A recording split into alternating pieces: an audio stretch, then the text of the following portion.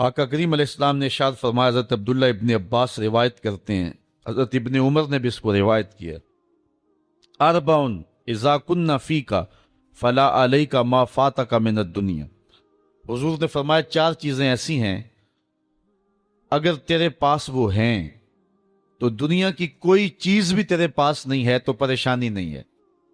अगर चार चीज़ों का सरमाया तेरे पास है, फिर दुनिया की कोई चीज़ भी तेरे पास नहीं है, फला अलैका, तो तुझे कोई दुख नहीं होना चाहिए, कोई परेशानी नहीं होनी चाहिए। अगर ये चार चीज़ों को तुझे अता कर दिया गया, ये चार चीज़ें तुझे वदीयत कर दी गई, तेरे पास कुछ भी नहीं है दुनिया की, लेकिन ये चार चीज़ें, वो चार चीज़ें कौन सी हैं? सिद्कुल हदीस, बात की सच्चाई, जब भी बोलता है सच बोलता है, झूठ बोलना चाहे भी तो नहीं बोल सकता। हालात ऐसे हैं, दिल की हालत ऐसी है, तबीयत ऐसी है। कुछ लोगों के लिए सच बोलना मुश्किल होता है और कुछ लोगों के लिए झूठ बोलना मुश्किल होता है, और अगर वो किसी ऐसे औखे वेले फंस भी जाएं तो फिर भी सच के दामन को नहीं छोड़ते हैं। हिजरत की शब है, हजरत सिद्दीक अकबर हुजूर को लेकर के जा रहे हैं, तो आप जानते हैं कि हुजूर अलैहिस्सलाम की गिरफ्तारी पर अबू जहल ने जो इनाम रखा था वो बहुत बड़ा था, 100 सुरख ऊंट और 200 औकिया चांदी और बहुत कुछ अनाम और इकराम और तकरीमात रखी थी। अब एक शख्स जो हुजूर को जानता नहीं था, हजरत अबू बकर से भी शनासा नहीं था, तो पूरा अरब ढूंढने निकल पड़ा था हुजूर को। तो ढूंढते ढूंढते हजरत अबू बकर के पास पहुंचा और हुजूर भी साथ थे। उसको शक पड़ा कि जिसको हम तलाश कर रहे हैं वो यही ना हो, तो हजरत अबू बकर को पूछता है कि ये शख्स कौन है। अब अगर हजरत अबू बकर कहें कि ये हुजूर हैं और आका करीम का बताते हैं तो फिर जो है वो दुरुस्त नहीं है, और अगर कहें कि ये हुजूर नहीं हैं तो फिर अबू बकर की जुबान पे तो सवाए सच के कभी कुछ आया ही नहीं है। तो हजरत अबू बकर इस मुश्किल वक्त में फंस गए। एक तरफ महबूब अलैहिस्सलाम की जात है और दूसरी तरफ सदाकत का इम्तिहान है। अरब में जब काफिले चलते थे तो लोग उनके साथ सफर करते थे, और अगर किसी को तने तनहा सफर करना पड़ता तो चूंकि जिस तरह आजकल सड़कें हैं उस दौर में सड़कें नहीं होती थी, तो जंगलों के रास्ते थे, सहराई और पहाड़ी रास्ते थे, तो कुछ लोग उन रास्तों के शनावर होते थे और उन लोगों को साथ लेकर के मजदूरी पे और या जो है वो मदद के तौर पे साथ लेकर के उनकी मदद से वो सफर किया करते थे, और उनको अरबी में हादी कहते थे, गाइड जिनके जरिए से सफर किया जाता था। तो हजरत अबू बकर से पूछा कि उस शख्स ने कि ये तुम्हारे साथ कौन है। तो हजरत अबू बकर सिद्दीक एक लम्हे के लिए तो परेशान हुए और फिर फौरन कहा, हाजा हादीयुन यहदीनी इला सिरातिल मुस्तकीम, ये मेरा हादी है जो मुझे सीधी राह पे लेके जा रहा है। तो वो समझा कि ये कोई गाइड है, लेकिन सैयदना सिद्दीक अकबर बता रहे थे, मेरे दिलो जान का हादी और मुर्शद यही तो है ना। तो सच भी बोला और जो है वो जो मकसद था वो भी पूरा हो गया। तो कुछ लोग सच बोलना चाहें तो नहीं बोल सकते, और कुछ लोग झूठ बोलना चाहें तो नहीं बोल सकते। अगर अल्लाह किसी को ये शान दे दे कि उसकी जुबान पे सच ही आता हो तो उसको दुनिया की कोई और शय ना भी मिले तो ये एक बहुत बड़ी दौलत है। पहली चीज जो हुजूर ने फरमाई, सुनिए, सिद्कुल हदीस, उसको जो है वो सच बोलने की आदत हो। सच बोलना कभी कभी बड़ा औखा भी बन जाता है। वो बाबा बुल्ले शाह ने कहा था, सच आंखें पांबड़ मच देने। जब बंदा सच कहे तो मुश्किलात तो पैदा होती हैं, और आज के इस दौर में झूठ को फन जाना जाता है, लेकिन जो हक की राहों के मुसाफिर हों उनको जो भी कीमत अदा करनी पड़े, उनकी जुबान से सवाए सच के अलावा कुछ आता ही नहीं है। और एक हदीस में आता है, जब कोई बंदा झूठ बोलता है उसके मुंह से बदबू निकलती है और अल्लाह के फरिश्ते एक एक मील उससे दूर हट जाते हैं। तो सच ही मोमिन का मिजाज है और मोमिन की जिंदगी है। तो जिसको ये चार चीजें मिल गई, उनमें से पहली चीज सच, दूसरी चीज वह हिफ्जुल अमाना, अमानत की हिफाजत, वो अमानत माल की सूरत में हो, वो कौमी मुल्की शख्सी राज की सूरत में हो। जो अल्लाह के बंदे हैं वो अमानत में कभी भी खयानत नहीं किया करते। ये एक बहुत बड़ी दौलत है अगर किसी शख्स को नसीब हो गए, वरना पैसे देख करके तो बड़ों बड़ों के मुंह में पानी आ जाता है और अपना दीन और अपना ईमान बेच देते हैं। आजकल तो खैर लोग चाय के प्याली पे दीन बेच रहे हैं, آج کل تو جو ہے وہ چند ٹگوں پہ ایمان فروخت کیا جا رہا ہے۔ حضور نے اس دور کی نشاندہی کرتے ہوئے فرمایا تھا کہ لا یبق من الاسلام الا اسمہ ولا یبق من القرآن الا رسمہ مساجدہم عامرۃ وہی خراب من الہدی، اور پھر فرمایا تھا یصبح الرجل مومنا ویمسی کافرا یبیع الرجل دینہ بعرض من الدنیا، دنیا کی چند کوڑیوں کے بدلے لوگ ایمان بیچا کریں گے۔ تو یہ آج دور آیا ہے۔ ایک بندہ کہتا ہے کہ میں اگر جھوٹ نہ بولوں، اگر جھوٹی قسم نہ اٹھاؤں تو جو ہے وہ میرا سامان ہی نہیں بکتا۔ واقعی تیرا سامان نہیں بکتا، چونکہ تیرا مقسوم حرام لکھ دیا گیا ہے۔ اگر تو سچ بولنے کی عادت اختیار کر لیتا تو اللہ سچائی میں وہ برکت رکھی ہے جو کسی اور شے میں نہیں رکھی ہوئی ہے۔ اس لیے ہر لمحہ، ہر ساتھ امانت کے اندر خیانت سے بچنے کا ذہن ہونا چاہیے، اور اللہ تعالیٰ مدد فرماتا ہے۔ تیسری چیز وحسن الخلق، اور حسن خلق، اچھا خلق، اور ایک دوسرے کے ساتھ جو ہے وہ اچھائی اور برتاؤ کا اچھا طریقہ۔ ہم نے خلق کا مفہوم صرف یہ سمجھ لیا ہے کہ کسی کو ہنس کے ملنا یہ اچھا خلق ہے۔ یہ خلق میں شامل ضرور ہے، لیکن صرف ہنس کے ملنا اور پھر جڑیں کاٹتے رہنا، خیانت کرنا، اور پشت کے پیچھے جو ہے وہ غیبت کرنا اور اس کو نقصان پہنچانے کی کوشش کرنا، یہ منافی ہیں ساری چیزیں حسن خلق کی۔ حسن خلق کا معنی یہ ہے کہ انسان جو ہے وہ ہر طرح سے ایک اچھا اخلاق اور اچھی عادات کا حامل ہو۔ صرف مسکرا کے مل لینا اور باقی اپنے لچھر انداز وہی رکھنا، یہ حسن خلق کے زمرے میں نہیں آئے گا۔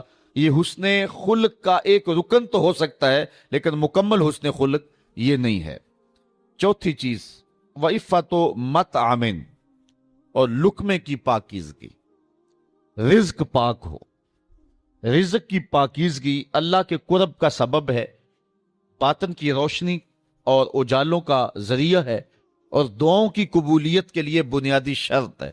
آقا کریم نے ارشاد فرمایا، ایک شخص لمبا سفر کر کے کعبۃ اللہ میں پہنچا ہے، یمد یدیہ، اور اپنے ہاتھ پھیلا کر کے، لمبے لمبے ہاتھ کر کے دعائیں مانگتا ہے۔ اللہ کا گھر سامنے ہے اور ہاتھ اس نے لمبے، اشعث اغبرا، اس کے کپڑے پھٹے ہوئے ہیں، چہرے پہ گرد پڑی ہوئی ہے لمبے سفر کی وجہ سے، حالت فقیرانہ بنی ہوئی ہے، ہاتھ بھی لمبے ہیں، اور کعبۃ اللہ کے سامنے کھڑا ہے۔ وَمَطْعَمُهُ حَرَامٌ وَمَلْبَسُهُ حَرَامٌ وَمَشْرَبُهُ حَرَامٌ وَغُذِيَ بِالْحَرَامِ، لیکن جو کھایا ہے وہ حرام کا، جو پیا وہ حرام کا، جو لباس پہنا وہ حرام کا، جو غذا دی گئی ہے اس کو وہ حرام کی۔ فَأَنَّا يُسْتَجَابُ لِذَلِكَ، حضور فرماتے ہیں بتاؤ اس کی دعا کیسے قبول ہوگی۔ سفر کی حالت بھی ہے، لمبا سفر بھی کاٹا ہے، دکھ مصیبت بھی صحیح ہے، کعبۃ اللہ کے سامنے بھی کھڑا ہے، لیکن دعا قبول نہیں ہوگی۔ اگر لوگوں کا حق مار کے، غصب کر کے عمرہ کرنے چلے جائیں، حج کرنے چلے جائیں، تو تمہاری عبادتیں منہ پہ ماری جائیں گی۔ یہ انداز ہے اللہ تعالیٰ کے ہاں قبولیت کا کہ لقمہ پاک ہونا چاہیے۔ جس کا لقمہ پاک نہیں ہوتا اس کی اپنی دعائیں بھی قبول نہیں ہوتی، اور اس کے حق میں نیک لوگوں کی دعائیں بھی قبول نہیں ہوتی۔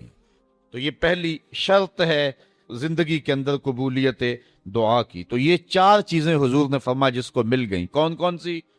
ایک بات میں سچائی، دوسرا امانت میں حفاظت، تیسرا حسن خلق، اور چوتھا رزق کی پاکیزگی۔ اس کے علاوہ اس کو دنیا کی کوئی بھی شے نہیں ملی تو وہ گھاٹے میں نہیں ہے۔ اور اگر کسی کے پاس یہ چار چیزیں نہیں ہیں، باقی کائنات کی ہر شے اس کے پاس ہے، تو وہ کوڑی مول نہیں اس کا، اور اللہ کے نزدیک اس کی کوئی قدر و قیمت نہیں ہے۔ یہ چار چیزیں خوش نصیب لوگوں کا مقسوم ہے۔ اب بد نصیب لوگوں کا مقسوم دیکھیے کیا ہے۔ اربعن من کننا فیہ کانا منافقا خالصا، حضور نے ارشاد فرمایا، حضرت ابن عمر روایت کرتے ہیں، بخاری مسلم دونوں نے اپنی اپنی اسناد کے ساتھ اس کو روایت کیا، حدیث صحیح ہے۔ حضور نے ارشاد فرمایا کہ جس شخص کے اندر چار چیزیں ہیں وہ پکا منافق ہے، منافقاً خالصاً، وہ خالص منافق ہے۔ یہاں تو یہ لفظ ہیں، ایک حدیث میں آتا ہے وَإِن صَلَّى وَصَامَ، اگرچہ وہ نماز بھی پڑھے اور روزے بھی رکھے، لیکن بخاری اور مسلم کی حدیث کے اندر یہ لفظ نہیں ہے۔ یہاں اتنے لفظ بیان فرمائے گئے ہیں، اربعن من کن فیہ کان منافقا خالصا، جس شخص کے اندر یہ چار چیزیں ہیں وہ خالص منافق ہے. ومن کانت فیہ خصلۃ منہن کانت فیہ خصلۃ من النفاق حتی یدعھا. اور جس کے اندر ان چار خصلتوں میں سے کوئی ایک ہے تو اس میں منافقت کی ایک خصلت، ایک عادت پائی جاتی ہے. اس کو چاہیے کہ اس کو دور کر دے. جب تک وہ دور نہ کرے گا اتنی دیر تک جو ہے وہ خصلت اس کے اندر جو ہے وہ منافقت کا سبب رہے گی. پہلی چیز، اذا حدث کذب، جب بھی بولے تو جھوٹ بولے. آج میں اور آپ اپنے معاشرے کی ترتیب دیکھ لیں، جھوٹ ایک فن عظیم بن کے رہ گیا ہے. اور یہ علامت میرے اور آپ کے آقا و مولا نے جو ہے وہ بتائی ہے خالص منافق کی، کہ منافق جب بھی بولتا ہے جھوٹ بولتا ہے. مومن جھوٹ نہیں بولتا. حضور علیہ السلام سے پوچھا گیا کہ حضور مومن بزدل ہو سکتا ہے؟ فرمایا مومن بزدل نہیں ہوتا، بہادر ہوتا ہے، لیکن ہو سکتا ہے کبھی بزدلی بھی کر جائے. پھر عرض کی کہ حضور مومن بخیل ہوتا ہے؟ کہا نہیں، مومن سخی ہوتا ہے، لیکن ہو سکتا ہے کبھی اس سے بخل بھی ہو جائے. پھر عرض کی گئی کہ حضور مومن جھوٹا ہو سکتا ہے؟ فرمایا جھوٹا نہیں ہو سکتا. یہ طے ہے کہ مومن جھوٹا نہیں ہو سکتا، وہ ہوتا سچائی ہے. تو یہ مومن کی شان ہے. اور منافق جب بھی بولتا ہے جھوٹ بولتا ہے. وَإِذَا وَعَدَ أَخْلَفَ. اور دوسری منافق خالص کی علامت یہ ہے کہ جب وہ وعدہ کرتا ہے تو پھر پورا نہیں کرتا. آج کل تو جس سے وعدہ کریں لوگ کہتے ہیں اللہ کرے وہ ماری جائے. جس کو پیسے دینے ہو کہتے ہیں کہ وہ تو کسی ایکسیڈنٹ، کسی حادثے میں فوت ہو جائے، مجھے دینے ہی نہ پڑیں. آج کل تو حالات اس سے بھی آگے جا رہے ہیں. تو یہ منافقانہ روش ہے کہ وعدہ کیا جائے پھر اس کو پورا نہ کیا جائے. تیسری بات، وَإِذَا عَاهَدَ غَدَرَ. اور جب وہ کوئی عہد کرتا ہے تو پھر وہ پورا نہیں کرتا، عہد کی پاسبانی نہیں کرتا، غداری کر جاتا ہے. جو عہد کیے ہوئے ہوں ان کو ہر صورت میں قائم رکھنا پڑتا ہے. غزوہ بدر کے موقع پہ حضرت حسین رضی اللہ تعالی عنہ اور ان کے بیٹے یہ مکے سے ہجرت کر کے مدینے کی جانب آ رہے تھے. راستے کے اندر کافروں نے انہیں پکڑ لیا اور اس شرط پہ چھوڑا کہ مسلمانوں کے ساتھ ہو کر کے ہمارا مقابلہ نہیں کرو گے. انہوں نے وعدہ کر لیا، عہد ہو گیا. جب پہنچے تو اس وقت حضور علیہ الصلوۃ والسلام بدر کے مقام پہ تشریف فرما تھے اور یہ بھی بدر کے موقع پہ اپنے آقا و مولا سے جا کے ملے. تو حضرت حسین رضی اللہ تعالی عنہ اور ان کے فرزند ارجمند رضی اللہ تعالی عنہ انہوں نے عرض کی کہ حضور ہمیں کافروں نے راستے میں پکڑ لیا تھا اور ہمارا ان سے یہ معاہدہ ہوا ہے کہ ہم مسلمانوں کے ساتھ مل کر کے تمہارے خلاف نہیں لڑیں گے، تو ہمارے لیے کیا حکم ہے؟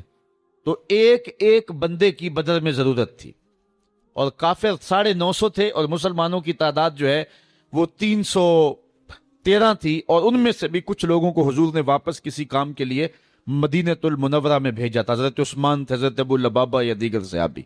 تو ایک ایک فرد کی ضرورت تھی اور 2 بندے مل گئے، بہت غنیمت تھی. اور معاہدہ کافروں کے ساتھ ہوا تھا، مومنوں کے ساتھ نہیں ہوا تھا. لیکن آقا کریم علیہ السلام نے فرمایا کہ تم ہمارے ساتھ رہو گے لیکن تم لڑ نہیں سکو گے. معاہدے کی پاسبانی کا درس عین جنگ کی حالت کے اندر آقا کریم علیہ الصلوۃ والسلام نے لوگوں کو دیا. اور یہ میرے اور آپ کے آقا و مولا حضور نبی رحمت صلی اللہ علیہ وسلم کی روشن زندگی ہے. آقا کریم علیہ السلام نے کسی سے وعدہ کیا کہ میں تمہارے انتظار میں یہاں کھڑا ہوں، وہ جا کے بھول گیا اور حضور علیہ السلام 3 دن تک اس کے انتظار کے لیے وہیں کھڑے رہے. صرف قضائے حاجت اور نماز کے لیے جاتے، پھر آ کے وہیں کھڑے ہو جاتے. اور 3 دن کے بعد جب وہ شخص اس کو اچانک یاد آیا تو وہ پلٹا تو دیکھا حضور کھڑے ہیں. تو آقا کریم علیہ السلام کے پاس آیا تو شرمندہ تھا. حضور علیہ السلام نے صرف اتنا جملہ کہا، صاحب تو نے تو مجھے مشقت میں ڈال دیا، تو نے تو مجھے مشقت میں ڈال دیا. تو یہ ہے ایک نبی کی زندگی کا رنگ. اور منافق جب بھی وعدہ کرتا ہے تو پورا نہیں کرتا، جب عہد کرتا ہے تو عہد توڑ دیتا ہے. وَإِذَا خَاصَمَ فَجَرَ. اور جب وہ لڑتا ہے تو گالیاں بکتا ہے.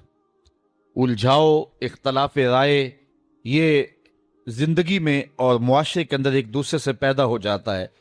لیکن جب کسی سے الجھاؤ پیدا ہو جائے، کسی سے لڑائی پیدا ہو جائے تو اس لڑائی میں جو ہے وہ گالی گلوچ کرنا یہ مومن کا طریقہ نہیں ہے، بلکہ ناراضگی اختیار کر لی جائے، خاموشی اختیار کر لی جائے. اور وہ بھی 3 دن سے زیادہ ناراض رہنے کا حکم نہیں ہے. 3 دن کے بعد فرمایا گیا کہ جو صلح میں پہل کرے گا وہ جنت میں بھی پہلے جائے گا۔ حضرت امام حسین رضی اللہ تعالیٰ عنہ کے بھائی ہیں حضرت محمد بن حنفیہ رضی اللہ تعالیٰ عنہ۔ ماں کی طرف سے فرق ہے، باپ کی طرف سے سکے ہیں، آپس میں کوئی الجھاؤ ہو گیا، شکر رنجی ہو گئی، 3 دن گزر گئے۔ حضرت محمد بن حنفیہ نے سوچا کہ امام حسین میرے بھائی بھی ہیں، بڑے بھی ہیں، پھر رسول خدا کی بیٹی کے بیٹے بھی ہیں، تو اگر ناراضگی ہوگی ہے تو میں جا کے صلح میں پہل کر لیتا ہوں، کوئی بات نہیں۔ گھر سے چلے، راستے میں حضور کا یہ فرمان آیا کہ جو 2 مومن آپس میں الجھ پڑیں، جو صلح میں پہل کرے گا وہ جنت میں پہلے جائے گا۔ یہ حدیث یاد آئی تو واپس پلٹ آئے اور گھر میں آ کے کاغذ کے ٹکڑے پہ ان کو خط لکھا اور قاصد کے ہاتھ بھیجا کہ میرے بھائی، میں تجھے منانے کے لیے گھر سے چلا تھا، راستے میں حضور کا یہ فرمان یاد آ گیا، میں تو گوارا نہیں کرتا کہ آپ سے پہلے جنت میں جاؤں، تو اس لیے آپ مجھ کو آ کے منا لیں، میں ناراض ہو کے بیٹھا ہوا ہوں۔ تو حضرت امام حسین آئے اور اپنے بھائی محمد بن حنفیہ کو راضی کر لیا۔ تو ہمیں یہ درس دیا گیا ہے، ہمیں یہ سبق دیا گیا ہے۔ اربعن فی امتی من امر الجاہلیت لا یترکونہن، حضور نے ارشاد فرمایا کہ 4 چیزیں ایسی ہیں جو جاہلیت کے امر میں سے ہیں، میری امت میں وہ موجود رہیں گی۔ موجود رہیں گی اس کا مطلب یہ ہے کہ لوگ اس کو چھوڑیں گے نہیں، اور اسلام ان کو ناپسند کرتا ہے، لیکن جس طرح بہت ساری بری خصلتیں قوموں کے اندر موجود رہتی ہیں، تو یہ خصلت جو ہے وہ قوم کے اندر موجود رہے گی۔ اس کا یہ مطلب نہیں کہ سارے لوگ اس کا شکار ہوں گے، یعنی بہت سارے لوگ جو ہیں وہ ان خصلات بد میں مبتلا رہیں گے، جبکہ متقی اور پرہیزگار اپنا دامن ان سے بچائیں گے۔ تو زیادہ تر لوگ جو ہیں وہ ان خصلتوں کے اندر مبتلا رہیں گے۔ پہلی خصلت الفخر فی الاحساب، حسب پہ، اپنی خاندانی وجاہت اور پس منظر پہ اترانا کہ میں فلاں کا بیٹا ہوتا ہوں، میرا فلاں خاندان سے تعلق ہے۔ یہ ہر دور کے اندر جو ہے وہ معاشرے کا کثیر طبقہ اپنے حسب پہ اتراتا رہا ہے، اور آج بھی موجود ہے اور قیامت تک یہ باقی رہے گا۔ لیکن جو متقی اور اللہ کے نیک بندے ہیں وہ اس بات پہ جو ہے وہ کبھی بھی اتراتے نہیں ہیں۔ دوسری بات وَالطَّعْنُ فِي الْأَنْسَابِ، کسی کے نسب میں تان زنی کرنا کہ تو فلاں کا بیٹا ہے، تیرا فلاں برادری سے تعلق ہے، یہ تان زنی نسب میں یہ انتہائی مکروہ اور برا کام ہے، لیکن بہرحال اس امت کے بہت سارے لوگ اس فعل بد کا ارتکاب کرتے رہیں گے۔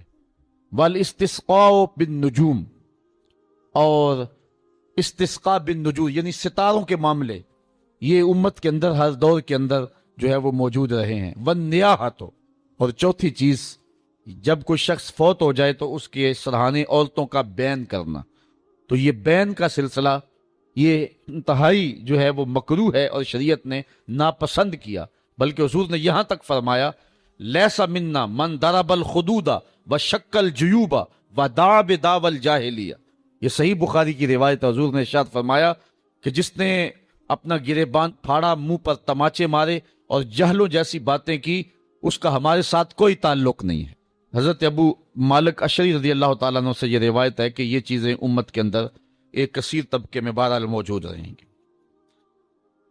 اربع من کن فیہ حرمہ اللہ تعالی علی النار، 4 چیزیں اللہ اکبر جس شخص میں ہوں گی تو اللہ تعالیٰ اس کو دوزخ کی آتش سے محفوظ رکھے گا۔ وَآسَمَهُ مِنَ الشَّيْطَانِ، اور شیطان سے بھی اس کی حفاظت کرے گا۔ وہ 4 چیزیں کون سی ہیں؟ مَن مَلَكَ نَفْسَهُ، جس نے اپنے آپ کی حفاظت کی، اپنے آپ کو قابو میں رکھا۔ حِينَ يَرْغَبْ، جب کسی چیز کی طرف رغبت ہو۔ وَحِينَ يَرْهَبْ، اور جب کسی چیز سے ڈر ہو اس نے پھر بھی اپنے آپ کو کنٹرول میں رکھا۔ وَحِينَ يَشْتَهِي، اور جب سخت بھوک لگی تو اس وقت بھی اس نے اپنے آپ کو کنٹرول میں رکھا۔ وَحِينَ يَغْضَبْ، اور جب وہ غصے میں آیا تو غصے میں بھی اس نے کوئی ایسا کام نہیں کیا، اپنے آپ پہ قابو رکھا۔ جو ان 4 مواقع پر اپنے اوپر قابو رکھ لیتا ہے، اللہ تعالیٰ جل شانہ شیطان سے بھی اس کی حفاظت کرتا ہے اور آتش دوزخ سے بھی اس کو محفوظ فرمائے گا۔ اور ایک حدیث میں فرمایا وَأَرْبَعٌ مَّن كُنَّ فِيهِ نَشَرَ اللَّهُ تَعَالَىٰ عَلَيْهِ رَحْمَتَهُ وَأَدْخَلَهُ الْجَنَّةَ، 4 چیزیں جس شخص میں ہوئیں اللہ تعالیٰ اپنی رحمت کو اس کے اوپر پھیلا دے گا اور اللہ تعالیٰ جل شان اس کو جنت میں داخل کرے گا۔ من آوا مسکینن، جس نے کسی مسکین کو ٹھکانہ دیا، وَرَحِمَ الضعیف، اور کمزور پہ رحم کیا، وَرَفِقَ بِالْمَمْلُوک، اور اپنے غلام پہ ملازم پہ نرمی کی، وَأَنفَقَ عَلَى الْوَالِدَيْنِ، اور والدین پر مال خرچ کیا۔ تو یہ 4 خوش نصیب لوگ وہ ہیں کہ جن کو اللہ تعالیٰ خاص کرم نوازیاں نصیب فرمائے گا۔ اربع من اوتیہن، 4 چیزیں ایسی ہیں کہ جس شخص کو عطا کر دی گئی اس کو دنیا اور آخرت کی بھلائی عطا کر دی گئی۔ پہلی چیز لسان ذاکر، ذکر کرنے والی جس کو زبان مل گئی، وقلب شاکر، اور شکر کرنے والا جس کو دل نصیب ہو گیا، وبدن علی البلاء صابر، اور مشکلات اور مصائب پر جس کو بدن صبر کرنے والا نصیب ہو گیا، وزوجۃ لا تبغیہ خونا فی نفسہا ولا مالہ، اور ایسی عورت مل گئی کہ جو اس خاوند کے مال میں اور اپنی جان کے اندر خیانت نہیں کرتی ہے۔ تو جس کو یہ 4 چیزیں مل گئی اس کو دنیا کی بھی بھلائی مل گئی اور آخرت کی بھی بھلائی مل گئی۔ اربعون من سنن المرسلین، 4 چیزیں نبیوں کی سنت ہیں، صرف ایک نبی کی نہیں، میرے اور آپ کے آقا و مولا اور حضور سے قبل جتنے نبی ہوئے ہیں سب نبیوں کی یہ سنت ہے۔ وہ 4 چیزیں کون سی ہیں؟ الحیا، پہلی چیز حیا، یہ سنت انبیاء ہے۔ کان رسول اللہ صلی اللہ علیہ وسلم اشد حیاء من العذراء، حدیث میں آتا ہے کہ حضور کمواری لڑکی سے جو پردے میں سمٹی ہو اس سے بھی زیادہ حیا کرنے والے تھے۔ تو حیا نبیوں کی سنت ہے۔ دوسری چیز والتعطر، خوشبو لگانا، یہ انبیاء علیہ السلام کی سنت ہے۔ والنکاح، اور نکاح کرنا، یہ بھی انبیاء علیہ السلام کی سنت ہے۔ والسواک، اور مسواک کرنا، یہ بھی انبیاء علیہ السلام کی سنت۔ اربع من سعادت المرء، 4 چیزیں ایسی ہیں جو آدمی کی خوش بختی سے ہیں، کسی کو مل گئی تو کوئی شخص سعادت مند ہے کہ اس کو یہ نصیب ہو گئی۔ وہ 4 چیزیں کون سی؟ ان تکون زوجتہ صالحہ، کہ کسی شخص کی بیوی نیکوکار ہو، صالحہ ہو، پارسا ہو، پرہیزگار ہو، تہجد گزار ہو، شب زندہ دار ہو۔ عورت بیوی پارسا ہو جائے تو یہ کسی شخص کی خوش نصیبی ہے۔ وَأَوْلَادُهُ أَبْرَارًا، اور اولاد نیکوکار ہو، اولاد جو ہے وہ صالح ہو۔ وَخُلَطَاؤُهُ صالحین، اور دوست اس کے نیک ہوں، اس کے دوست جو ہیں وہ بھی نیک ہوں۔ اور چوتھی چیز وَإِن يَكُونَ رِزْقُهُ فِي بَلَدِهِ، اس کا رزق اس کے اپنے ملک میں رکھ دیا گیا ہو، بیرون ملک نہیں بلکہ اس کی قسمت کا جو رزق ہے اس کے اپنے ہی ملک میں رکھ دیا، اپنے ہی شہر میں رکھ دیا، تو یہ اس کی خوش قسمتی ہے۔ اس عنوان کے ساتھ آخری حدیث سنیں۔ اربع من الشقاء، اور 4 چیزیں بدبختی سے ہیں، شقا سے ہیں، شقاوت سے ہیں۔ پہلی چیز جمود العین، آنکھ کا جامد ہونا، سنگ دلی کے آنکھ سے کبھی آنسو ہی نہ ٹپکیں۔ 4 صدی کے مجدد بھی ہیں اور محدث بھی، حضرت امام ابو نعیم الاصفہانی، ان کی ایک کتاب ہے معرکۃ الآراء، تصنیف حلیہ شریف، اس کا ایک جملہ مجھے اب یہاں یاد آیا۔ آپ فرماتے ہیں لا خیر فی عین لا تبکی من خشیت اللہ، اس آنکھ میں بلائی ہی نہیں جو اللہ کے خوف سے روتی نہیں ہے۔ اور حدیث میں آتا ہے کہ جو شخص خوف خدا کی وجہ سے رویا اور اس کے پلکوں کے بالوں میں سے ایک بال کی جڑ بھیگ گئی تو قیامت کے دن وہ بال کھڑا ہو جائے گا، عرض کرے گا مالک یا اس کو جنت عطا کر دے یا مجھے نکال لے۔ تو اللہ تعالیٰ جل شانہ بال تو نہیں نکالے گا لیکن اس شخص کو جنت عطا فرما دے گا۔ تو رونا یہ ایک بہت بڑی سعادت مندی ہے۔ اللہ تعالیٰ نے قرآن مجید میں ارشاد فرمایا فَلْيَضْحَكُوا قَلِيلًا وَلْيَبْكُوا كَثِيرًا، بہت تھوڑا ہنسا کرو اور بہت زیادہ رویا کرو۔ تو رونے کا حکم دیا ہے میرے رب نے۔ حضرت داتا صاحب علیہ رحمہ نے اس حدیث کو بیان کیا۔ حضور نے فرمایا راتوں کی تنہائیوں میں اٹھ کے قرآن پڑھا کرو اور قرآن پڑھتے ہوئے رویا کرو۔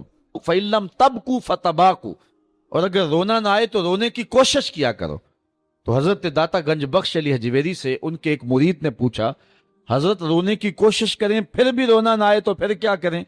فرمایا پھر مقدر پہ رویا کرو کہ اتنے سنگ دل ہو گئے ہو کہ تمہیں رونا نہیں آتا۔ میرے والد بزرگوار ایک بڑی خوبصورت کہانی سنایا کرتے تھے کہ ایک اللہ کا بندہ تھا، اس کی عادت یہ تھی کہ وہ سخاوت بڑی کیا کرتا تھا، اور ویسے بھی اہل اللہ کا یہ طریقہ ہے کہ ان کا چولہا گرم ہی رہتا ہے۔ بابا بلے شاہ نے کہا نا، اٹ کھڑکے دکڑ وجے تے تتا ہووے چولہا، آن فقیر کھا کھا جاون راضی ہووے بلا۔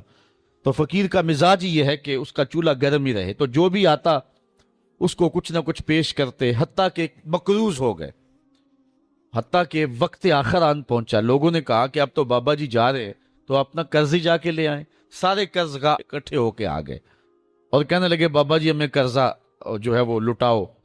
بابا جی کو یہ فکر کھائی جا رہی تھی کہ اس وقت میرے پاس ان کو کھلانے کے لیے بھی کچھ نہیں ہے، میرے مہمان بیٹھے ہوئے ہیں۔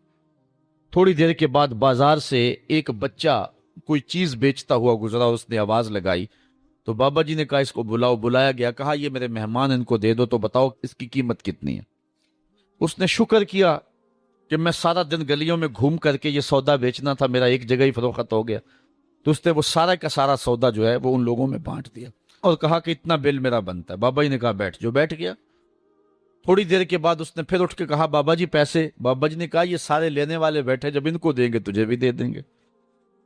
تو وہ بچہ کہنے لگا کہ میں تو اپنی بیوہ ماں کا یتیم بچہ ہوں اور میرے گھر کا چولہا اس وسیلے سے چلتا ہے، تو میں تو صبر نہیں کر سکتا۔ وہ اٹھ کے اس نے رونا شروع کر دیا۔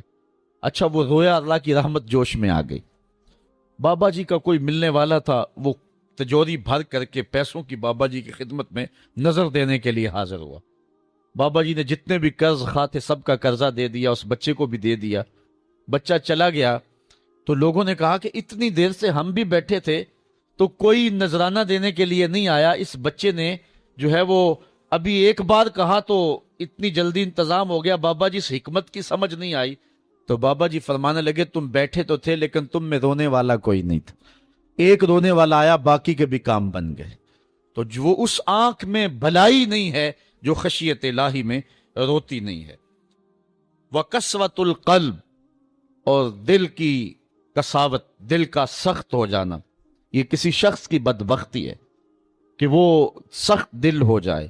اللہ سے دعا مانگا کرو سینے میں دھڑکنے والا دل دل ہی رہے، پتھر نہ کہیں ہو جائے۔ والحرص، اور تیسری چیز شقاوت ہے، بدبختی ہے، حرص، لالچ۔ لالچ بے وقار کر کے رکھ دیتا ہے بڑے بڑے لوگوں کو۔